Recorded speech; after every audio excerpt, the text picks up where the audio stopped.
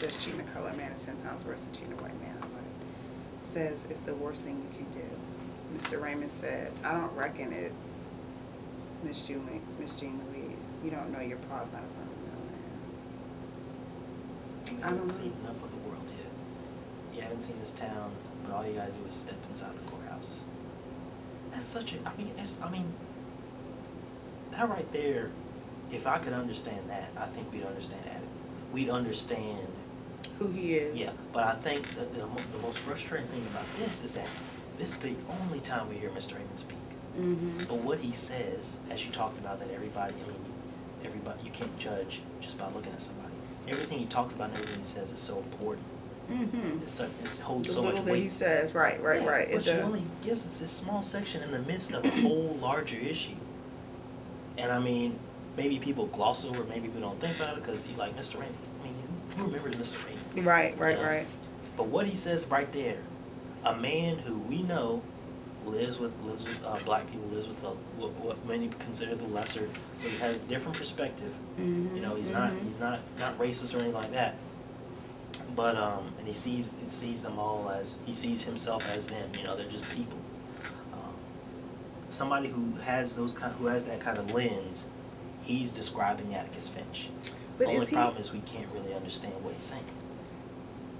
And you know, I'm thinking about as a language arts teacher, because sometimes we'll ask the kids questions.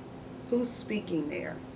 What are they? You know what I'm saying? Like when you close read a text, all right, guys, who's speaking there? What are they trying to say? What does that mean?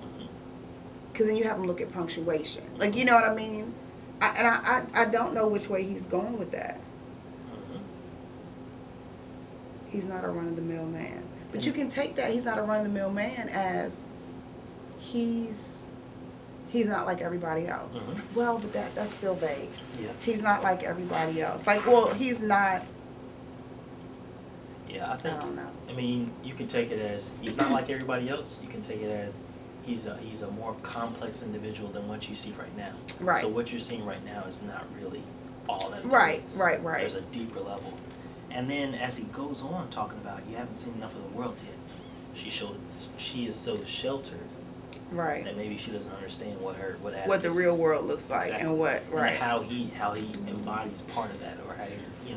Well, but then why would he tell them and continue to tell them and like lead them to believe that what he's doing it's okay? You know, if I'm defending this person, you be respectful. And it's a good question. Now, then you got to think, does he really do that? Reading the book through, yeah, it appears that he does that. But maybe if you look back at certain passages, certain things he says, the way he says certain things,